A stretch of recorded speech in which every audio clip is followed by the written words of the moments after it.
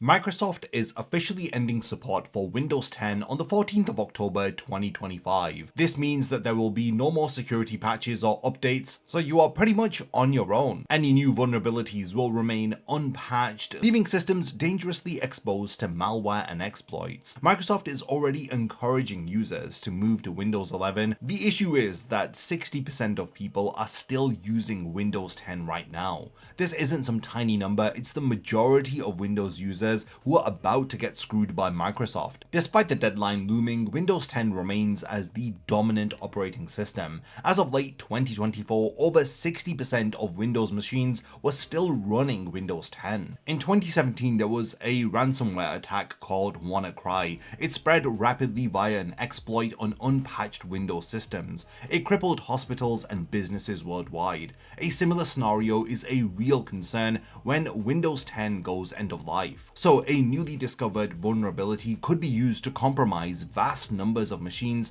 that no longer receive fixes. Microsoft's answer is essentially upgrade or else. They're even offering extended security updates for enterprises to keep getting patches on Windows 10. This is if you're willing to pay over $240 per PC. If you have a family or a small business with multiple PCs, these costs are going to balloon into the hundreds of dollars. And this is all just to avoid malware on devices that otherwise work perfectly well. Microsoft's push to just upgrade to Windows 11 isn't so simple. Roughly 55% of existing PCs do not meet Windows 11's requirements. Windows 11 forces features like TPM 2.0 security chips, UEFI firmware, and newer CPU generations, which automatically exclude many PCs from 2015 to 2017 or earlier. A recent survey found that only 44.4% of workstations were eligible for Windows 11, meaning over half could not upgrade due to CPU, TPM, or other requirements. Your perfectly good 2016 PC might be arbitrarily deemed unsupported for lacking TPM 2.0 or having an Intel 7th gen processor, even though it ran Windows 10 perfectly fine for years. A lot of people have pointed out how artificial these requirements appear to be. Intel's 8th gen CPUs are officially supported while 7th gen CPUs are not, despite the two generations being similar in architecture and capabilities. There is literally no reason to exclude the 7th gen CPUs other than financial and economic reasons. People have successfully installed Windows 11 on supposedly unsupported 7th gen PCs by using tools like Rufus to bypass checks, and they found that it works without any issues. So yeah, these hardware limits that Microsoft is setting are in fact a choice and not a necessity. Microsoft has also stated the benefits of requiring TPM 2.0. This is trusted platform module chips and secure boot. While these can harden the operating system against certain low-level attacks, TPM does little for everyday threats like phishing or ransomware. For the average user, TPM is mostly security theater that conveniently forces hardware upgrades. Even Microsoft's devices revealed inconsistencies. The $3,500 plus Surface Studio 2, which launched back in 2018, does not meet Windows 11 CPU criteria. Early on, Microsoft told owners of that flagship Surface device that it wasn't eligible for Windows 11. What they are doing feels less about security and more about planned obsolescence. They are nudging customers to buy new PCs when they don't need to. After all, Microsoft benefits when OEM partners sell new machines, as each one comes with a Windows license and often other Microsoft services. The stricter the requirements for operating systems, the more PCs will end up being replaced, and the more Windows licenses and Microsoft 365 subscriptions that will be sold. Over half of business PCs failed the Windows 11 criteria, especially on CPU and TPM. Yet many of those incompatible PCs are plenty powerful enough. The first generation AMD Ryzen Threadripper CPUs had cost around over $1,000 in 2017, and as you can see, these AMD processors were excluded by Windows 11's list. Microsoft's cutoff even initially left out some 8th or 9th generation Intel HEDT chips and early Ryzen chips, basically CPUs sold as recently as 4 years ago. People in the tech community are complaining that Microsoft's upgrade advisors were saying that their Core i7 7700K isn't good enough. This approach suggests that Microsoft is going about the planned obsolescence route. They are drawing a line under old hardware in order to spur new hardware sales. This isn't about Windows 10 hardware being incompatible with Windows 11. One of the major issues with Windows 11 is bloatware, ads, and spyware-like behavior. When you install Windows 11, you're going to get far from a clean pro operating system. Windows 11 greets new users with a smart menu full of bloatware and app promotions.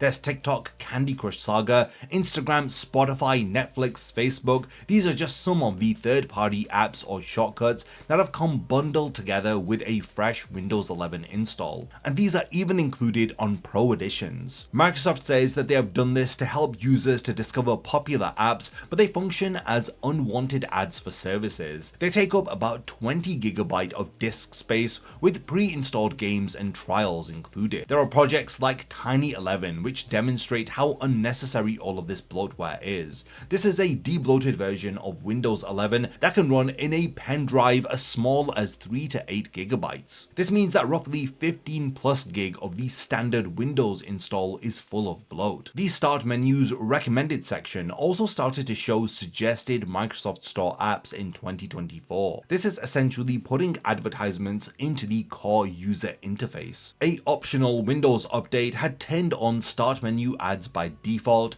forcing users to manually disable show recommendations for tips, app promotions, and more in the settings. Windows 11 has also deeply integrated Microsoft's AI Copilot, formerly known as Cortana, into the operating system. Whether if you want it or not, it's there. Recent updates made the new AI Copilot a built-in sidebar across apps and the desktop. This AI assistant is always running in the background, watching what you type and do in order to offer suggestions. It's essentially a gateway to Bing AI and Microsoft 365 features. And notably, Microsoft had raised the price of consumer 365 subscriptions by 30 to 43% at the same time as bundling these Copilot features. So 365 personal subscription went from $6.99 to $9.99 a month, a 43% hike once Copilot was included. Many see this as forcing users to pay more for AI features that they never asked for. Copilot's constant presence also ties into data collection. Serving tailored suggestions means sending your keystrokes and content to Microsoft's clouds so that your data can be collected by them. Windows 11 also aggressively pushes OneDrive cloud storage and Microsoft accounts. The File Explorer started showing banner notifications suggesting OneDrive or other Microsoft services,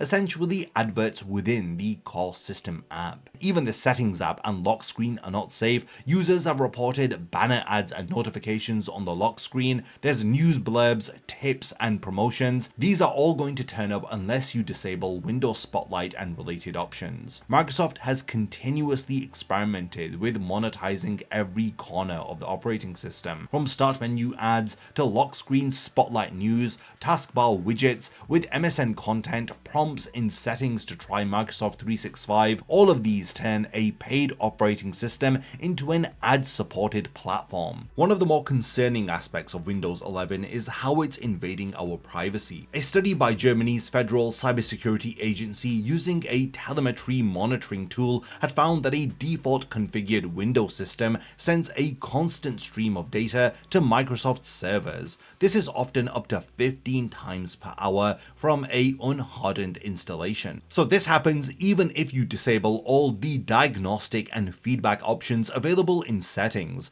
Microsoft has baked into its system services that log usage and send telemetry regardless of user choice. Research on Windows 10 found an idle system makes around 5,500 connection attempts in 8 hours. This is almost 700 connections per hour to over 50 different Microsoft IPs. This is even with all of the privacy settings turned off. Windows 11 definitely continues this trend. The data can include what apps you open, features you use, your searches, and even bits of what you type. For example, typing into the start menu sends those query strings to Bing. In plain terms, Windows 11 acts more like spyware than a traditional operating system which tracks user behavior to feed Microsoft's advertising and product strategies. Do you remember during the push to Windows 10, Microsoft went on borderline deceptive lengths to get people to upgrade from Windows 7. The infamous Get Windows 10 pop-up started out as an optional offer, but it later became a nagging prompt that was tricky to refuse. In mid-2016, Microsoft actually changed the dialog's behavior so that clicking the close button on the prompt no longer dismissed the upgrade. Instead, closing the window implicitly accepted the scheduled Windows 10 upgrade. Millions of users found their Windows 7 and 8 PCs spontaneously begin an upgrade to Windows 10 after they thought that they had declined it. This had pretty much tricked users into consenting by user interface sleight of hand. Harry Goldstein had her work PC auto-upgrade to Windows 10 and subsequently it became unstable. She ended up suing Microsoft for damages and won $10,000.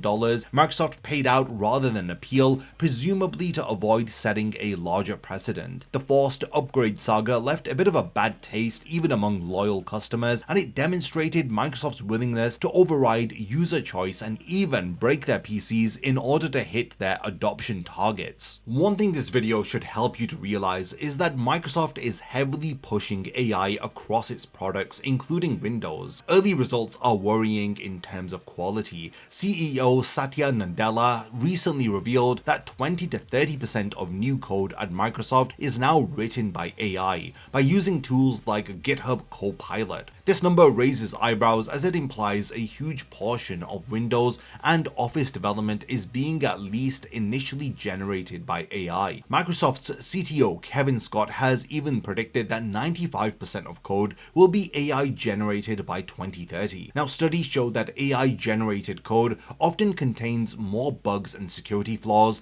than human written code. There have been issues with the over-reliance on AI coding. A Windows 11 update in mid-2025 gained a lot of notoriety for apparently breaking certain SSDs outright. Users reported that after installing the update and performing heavy disk writes, like copying a 60GB file on a drive that was over 60% full, would permanently kill that drive. It would disappear from the system and become unrecognizable even on reboot. This issue seemed to affect drives with Phison storage controllers most often. A Japanese tech outlet was able to recreate some of these SSD failures on multiple drives by writing a 62GB file repeatedly. Out of a sample of drives tested, many completely died after the procedure with no data recoverable. So yeah, essentially a Windows software update was triggering a massive hardware failure in firmware. Microsoft's reaction was troubling. Internal alerts stated that they found no connection between the update and the drive failures, despite mounting evidence from users and even Phison, the SSD maker, investigating the industry-wide effects of that Windows update. The apparent bug was so specific that many suspected that it could have arisen from an AI-generated code change, something obscure in the storage stack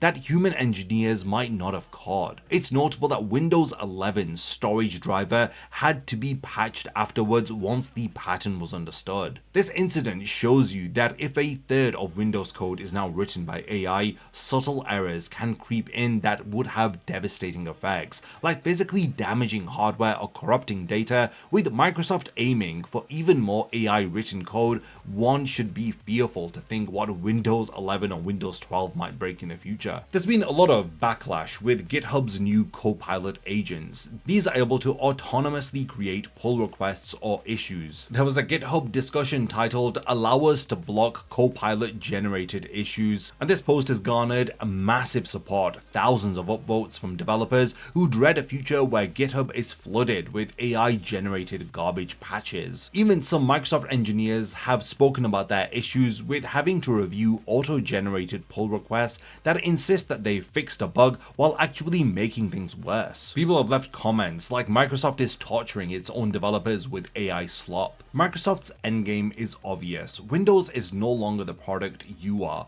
The real money is in tying turning users into subscriptions and cloud services. In 2023, Microsoft's cloud and subscription revenue had accounted for over half of its total business. Traditional Windows license sales are now a tiny slice, by some estimates less than 15% of their revenue. From the perspective of Microsoft, the controversial moves that they're doing, like forced upgrades, hardware requirements, ads within the user interface, it's all working if they're able to funnel users into different subscription services. In the end, the Windows operating system that we've grown up with is no longer what it once was. Everybody who's on Windows 10 is being forced to upgrade to Windows 11, whether if they want to or not. So yeah, Windows isn't dying. Microsoft murdered it, and they are changing it so that they can make even more money. Now, we've reached the point of the video where I want to hand over the discussion to all of you. How many of you are still on Windows 10? Have you upgraded to Windows 11? And are you going to be paying for those extended security updates for the next few years? Or are you just going to leave your Windows 10 system the way it is? Thanks for making it to the end of this one, and I cannot wait to see you in my next video.